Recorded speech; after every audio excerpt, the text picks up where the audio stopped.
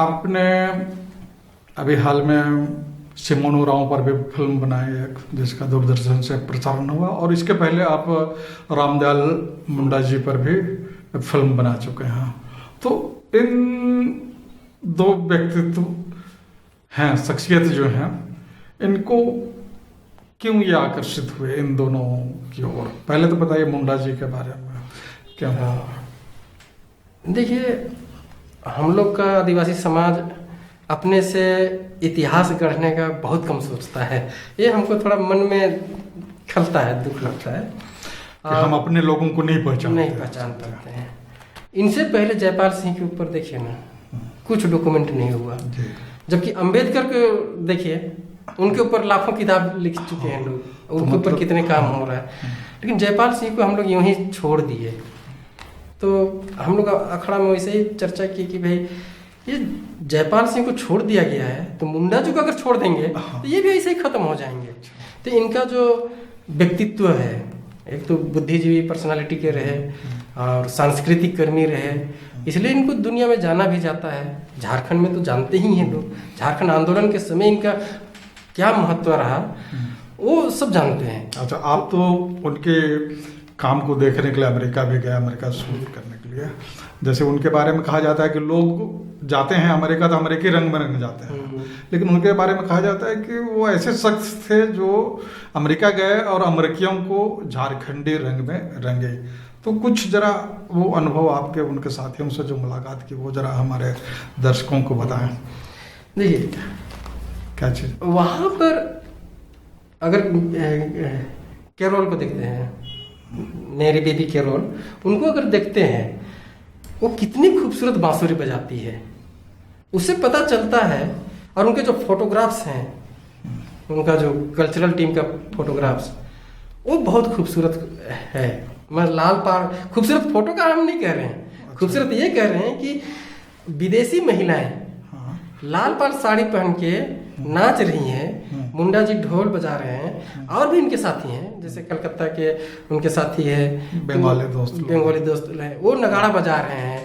तो ये जो खूबसूरती जो देखने को मिलता है फोटोग्राफ से, समझ में आता है कि भाई ये झारखंडी रंग में रंगने की कोशिश की वहाँ के लोगों। और मेरी जो है, मेरी कैरोल बेबी, क्या मेरी बेबी कैरोल, वो तो इतनी अच्छी बांसुरी बजाती है, उनकी छात्रा रही हैं, बांसुरी बहुत अच्छा बजाती है। तो ये तो अजूबा है, कहना चाहिए कि भाई विदेश में उनका इस तरीके से, यहाँ से लोग तो अपना क्या बोले हैं, सब छोड़ के चले जाते हैं, वो अपने साथ ढोल नगाड़ा लेके गए। ये बहुत हमको अंदर से लगता है कि अच्छा, इसके अलावा वहाँ पर कुछ बुद्धिजीवियों से भी मुलाकात हुई, उनके गुरुजी वगैरह सबसे मुलाकात हुई। तो वो जो उनके गुरुजी रहे, वो मुंडा जी के किन बातों को याद करते थे? मुंडा जी को कौन सी खासियत थी जिसको कि वहाँ अमेरिकी लोग याद करते थे, वो मैं जानना चाहूँगा। एक तो है कि वो, उनका कहना था कि एक बहुत शांत किस्म का लड़का था, लेकिन मेहनती था। और खासकर मुंडा जी भी बोलते थे, जब हम बैठ के बात कर रहे थे, उसमें बोलते थे कि भाई हम तो यहाँ से आलू और चना लेके गए थे, और घड़ा में मैं रोज दिन चना को फुला के रखते थे, घड़ा में मतलब लाइब्रेरी का कोना में रख देते थे। अच्छा। और उसको वो खाते थे। अच्छा। तो जब क्राइसिस पीरियड में उस तरीके से वो चना खा के रहे। हाँ, चना और आलू खा के रहे। अच्छा। तो ये है। तो उनका गुरुजी का भी वैसे ही, उनका मेन चीज तो काम। अच्छा, मेन चीज तो काम। उनके गुरुजी भी काफी तत्परता के साथ काम किए। यहाँ इंडिया में आए, पूरा नॉर्थ ईस्ट का भाषा और यहाँ झारखंड का भाषा और दक्षिण भारत का भाषा के ऊपर काम किए। अच्छा। गारो, खासी, यहाँ मुंडा, संथाली, जितने भी आदिवासी समाज के जो भाषा है, भाषा के लेकर काम किए। और उन भाषा पर काम में जो सहयोग किए रामदयाल मुंडा, हाँ, उनके दोस्तों का कहना तो ये भी था कि खासकर जो लाइब्रेरियन हैं, उनका कहना था कि नॉर्मन जाइड, उनके जो गुरुजी रहे हैं, वो मुंडा जी कितना सिखाए या नहीं सिखाए वो कम पड़ता है, लेकिन मुंडा जी से वो ज्यादा सीखे। अच्छा। ये बहुत अच्छा लगता है कि भाई एक गांव का आदमी यहाँ अमेरिका से वहाँ जाता है, एक अमेरिकी विद्वान को सिखाया, विद्वान को सिखाया। तो चलिए, अच्छा आपने फिर जो मुंडा जी पर जो फिल्म बनाई और अभी आप आ गए सिमोन उरांव जी पर, तो सिमोन उरांव जी पर जो फिल्म आपने बनाई वो किस लिए आपने, मतलब कौन सा बात आपको अट्रैक्ट करता था, आप खींचता था उसको रोज फिल्म बनाने के लिए? हाँ, देखिए, जब डॉक्टर रामदयाल के ऊपर जब बनाए वो पूरी तरह से एक बायोपिक के रूप में रहा अच्छा, उनके जीवन पर। लेकिन मैं इनको पूरा बायोपिक नहीं कहता हूँ, मैं इनका दो ही चीज को पकड़ा। अच्छा, पहला चीज इनका जो काम है, पानी के ऊपर काम, पानी के ऊपर, हाँ काम, पानी और पर्यावरण दोनों बोल सकते हैं। और दूसरा चीज इनका फिलोसफी हमको बहुत अच्छा लगा। अभी आपने बताया कि सिमोन उरांव का जो दर्शन है प्रकृति से जुड़ाव का, जरा इसको हमारे दर्शकों को बताइए। देखिए, सिमोन बाबा का कहना है कि भाई हम लोग को जो पृथ्वी जो मिला है, धरती जो मिला है, जल जंगल जो मिला है, कोई आदमी या सरकार नहीं दिया है हम लोग को भगवान दिया है। लेकिन हम लोग का संभालने का काम है, लेकिन संभालने के बदले हम लोग उजाड़ रहे हैं। अगर चींटी को भी जगह देना है तो हम किस तरीके से जगह दें? अगर पानी में जो भी जंतु है उसके लिए कौन जिम्मेवार होगा, उसको कौन बचाएगा? अगर हम पानी की व्यवस्था करेंगे तब ना बचेगा वो। हम लोग जंगल उजाड़ दे रहे हैं तो चिड़िया कहाँ जाएगा?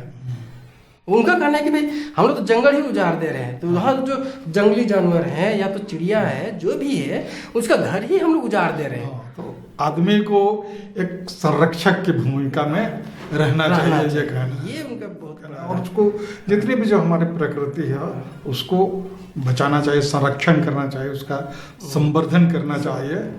ये क्योंकि वो पढ़े लिखे इंसान नहीं है बिल्कुल, लेकिन लेकिन इतने बुद्धिजीवी हैं, वो हमको बहुत अच्छा लगता है। क्योंकि उनका जो बोलने का जो तरीका है वो बहुत, क्योंकि वो पढ़ा लिखा नहीं है, लेकिन 14-15 साल की उम्र में वो अपने पिताजी से तर्क करता है कि मेरे लिए एक जोड़ा भैंस खरीद दो, हल जोतने के लिए एक जोड़ा भैंस खरीद दो, हाथ हम हल जोतेंगे। पिताजी का कहना है कि इतने साल से हम लोग हल बैल कर रहे हैं, हम लोग का नाला पूरा बह जाता है और तुम कैसे कर लोगे? बोलता है नहीं, खरीद तो दो, हम कर लेंगे। और वो हल चलाता है, स्कूल छोड़ देता है, केजी क्लास ही पढ़ा होगा, वो भी कंप्लीट नहीं किया, और वो छोड़ देता है और वो बांध बनाता है, छोटा छोटा बांध, खेत बनाता है और हल जोत के अब पानी बचा लेता है, और वहां से उनका बड़ा बांध बनाने का आइडिया। हाँ, तो इस तरीके से वो, और दूसरों का खेत में बनाता है, ऐसी बात नहीं है। एक तो है ऊपर का खेत में जो है वो गांव वालों से मिलके बनाता है, लेकिन नीचे जो भी खेत है, जो भी बांध है, कुआं है, तो अपने खेत में करता है।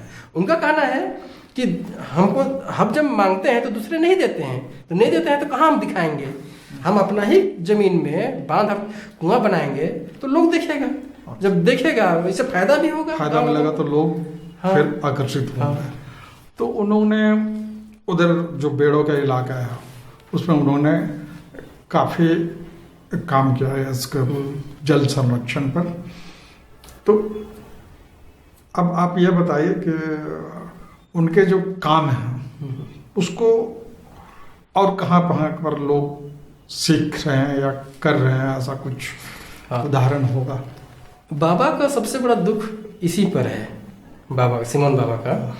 वो उनका कहना है कि लोग तो आ रहे हैं, देख रहे हैं, सरकार के लोग भी आ रहे हैं, देख रहे हैं, एनजीओ के लोग भी आ रहे हैं, देख रहे हैं, कॉलेज यूनिवर्सिटी के स्टूडेंट्स भी आके देख रहे हैं, लेकिन यहाँ देखने के बाद जाते हैं तो वो खुद से कोई उसको लागू नहीं करते हैं। अच्छा, ये उनका बहुत बड़ा दुख है। हाँ, क्योंकि उनका कहना है कि किसान ही है सबसे बड़ा फैक्ट्री, अन्नदाता है। मशीन और जो फैक्ट्री से अनाज नहीं उपजाया जा सकता है, किसान ही ऐसा आदमी है जो कि खेत में अनाज उपजाता है, सबसे बड़ा फैक्ट्री वही है। और हम लोग किसान को ही दरकिनार कर देते हैं, उनको जो सुविधा मिलना है वो नहीं मिलता है। अच्छा, पानी बिजली उनको दिया नहीं जाता है, कुआं की व्यवस्था हो नहीं रहा है। तो ये उनका वही है कहना, उनका कहना सही है कि भाई यहाँ आ रहे हैं, सरकार को भी चाहिए था, तो वो भी सरकार भी, जैसे एक बांध अभी उनका सुंदरीकरण होना है, हो रहा है, कंप्लीट भी हो गया। वो बहुत दुखी थे। क्यों? कि वो करोड़ों का बजट था गवर्नमेंट का, और श्रमदान से बनाए, उस पर गवर्नमेंट करोड़ों का खर्चा कर रही है। और क्या कर रही है कि बांध का जो मेड़ है उसको सुंदरीकरण कर रही है, ईटा पत्थर दे रही है। उनका कहना है कि ये बांध बहुत मजबूत है, अगर गहरीकरण कर देता, अगर 10 फीट अगर गहरीकरण कर दे 20 एकड़ में, तो उसका जल स्तर कितना बढ़ जाएगा, उसका कैलकुलेशन वहां पर है। अच्छा, पानी ज्यादा कैसे बचाया जा सकता है। लेकिन जो सुंदरीकरण के नाम पर तो मतलब ये है कि जो आदिवासियों का ज्ञान है जल संरक्षण या दूसरे बारे में, तो उसको जो दूसरे लोग हैं वो उसको ठीक ढंग से समझने नहीं रहे हैं, मतलब ऐसा लगता है ना। एकदम सही बात। अब हम लोग चर्चा करेंगे, आपने तो ठीक से मनोरम की बातचीत की, सब कुछ हुआ है। अब हम लोग को थोड़ा बात करते हैं जरा दूसरी बातों पर। आपने अपनी मातृभाषा में एक छोटी सी फीचर फिल्म भी बनाई है ना, सोना का ही पिंजरा, मतलब सोने का पिंजरा ऐसा फिल्म बनाया। तो सोने का पिंजरा बनाने के पीछे कौन सा प्रेरणा थे, कौन सी प्रेरणा थी कि सोने का पिंजरा आपने बनाया? बनाने का एक ही राज था मेरे अंदर। वो क्या है, झारखंड बने हुए करीब 10 साल हो गए थे। 10 साल होने के बाद भी हम ये महसूस कर रहे थे कि कर्म के दिन में झारखंड गवर्नमेंट की तरफ से छुट्टी का नहीं, हाँ होना चाहिए, वो होता नहीं। सरहुल का भी छुट्टी नहीं था, तो ये सोहराय में भी नहीं। तो कम से कम ये जो 2 पर्व खद्दी बोलते हैं कुर्द में, सरहुल और करम, कम से कम ये 2 में तो छुट्टी देना ही चाहिए। लेकिन ये नहीं होने का पीछे हमको लगा कि इसको हम किस तरीके से हम फिल्मांकन करें। अच्छा। तो एक छोटा सा एक्सपेरिमेंट किए हमको नहीं था कि भाई लोग पसंद करेंगे, लेकिन अभी YouTube में तो काफ़ी लोग हैं, 1.5 लाख से भी ज़्यादा लोग मैं उसको देख चुके हैं। वो तो एक अलग बात है, लेकिन मेरा बनाने का मूल कारण वही रहा कि ये जो गवर्नमेंट क्यों छुट्टी नहीं देती है। यहाँ के झारखंड के त्योहार को, झारखंड बन गया लेकिन झारखंड के त्योहार को मान्यता नहीं दे रही है। ये कष्ट आपको था, इसलिए आपने ये फिल्म बनाई। और देखिए सौभाग्य की बात है कि आपके फिल्म बनाने के बाद में कुछ सालों बाद अभी आप देखिए ये छुट्टी दोनों त्योहारों के लिए मिल रही है। तो ये आपका कैमरे का ताकत भी लगता है कि कहीं पर ये उभर कर काफ़ी जगह स्क्रीनिंग हुआ भी है। हाँ, लेकिन अब हम चलेंगे दूसरी बातों पर जरा।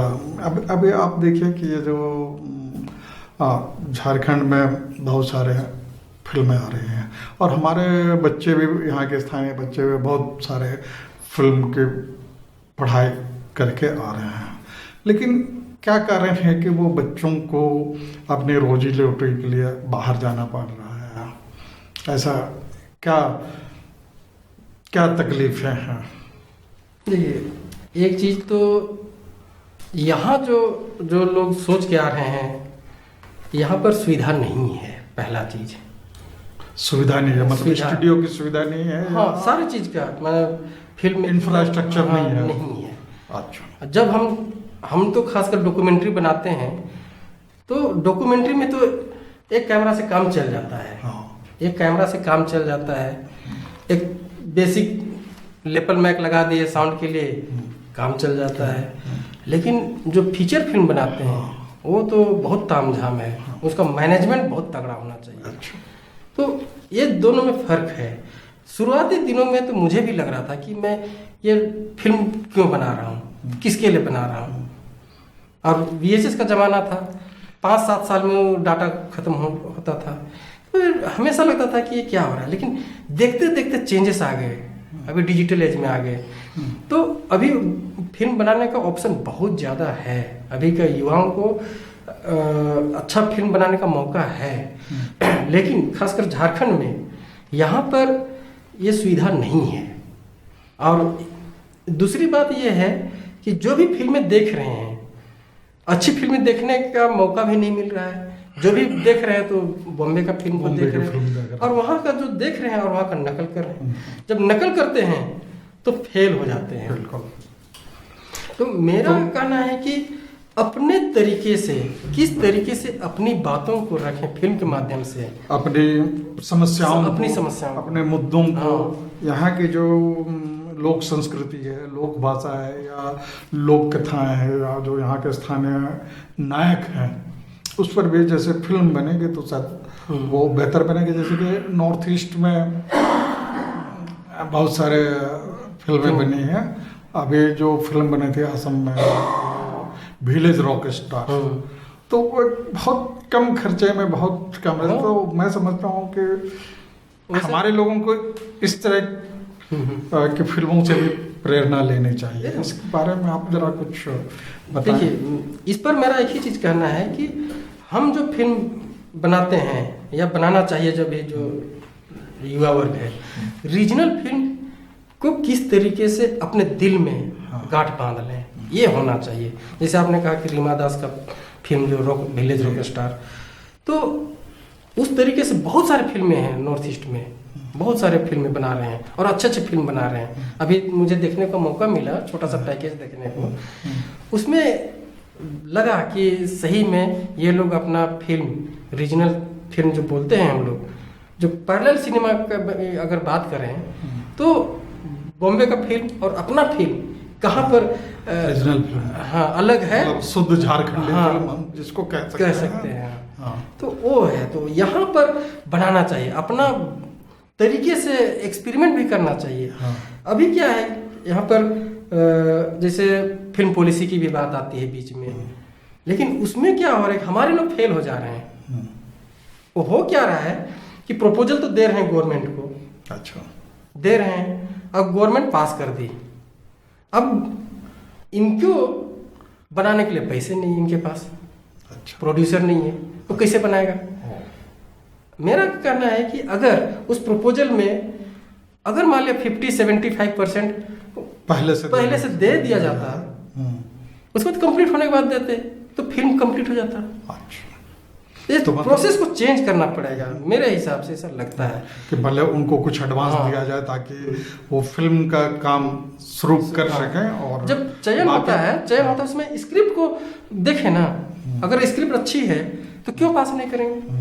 अभी क्या हो रहा है कि बॉम्बे का डायरेक्टर आ जा रहा है बनाने के लिए और वो तामझाम के साथ बनाता है और फेल हो जाता है, हाँ? फ्लॉप हो जा रहा फ्लॉप हो है। जा रहा है। तो मतलब ऐसा लगता है कि झारखंड में फिल्म को हम लोग झारखंडी तरीके से और या बोलिए आदिवासी तरीके से यहाँ या स्थानीय तरीके से जो स्थानीय कलाकार स्थानीय समस्या स्थानीय मुद्दों को लेकर, जैसे नॉर्थ ईस्ट की फिल्में जो बन रही हैं, तो उस तरह की फिल्में बनाने का कोशिश करें तो संभवतः वो बेहतर होंगे, बहुत बेहतर होगा। हाँ। और बहुत आगे भी बढ़ेगा। हाँ। यहाँ हम अपना फिल्म बोल तो पाएंगे कि हाँ। हमारा फिल्म है, झारखंडी फिल्म है, हमारी अपनी फिल्म है, हाँ, ये बोल अपने पाएंगे। एक झारखंडी फिल्म है, ये हम कह सकते हैं। तो इसमें आपको क्या संभावना दिखती है? लड़के लोग जो नए आ रहे हैं उन लोगों ने हमारा कुछ ऐसा प्रयास किया है?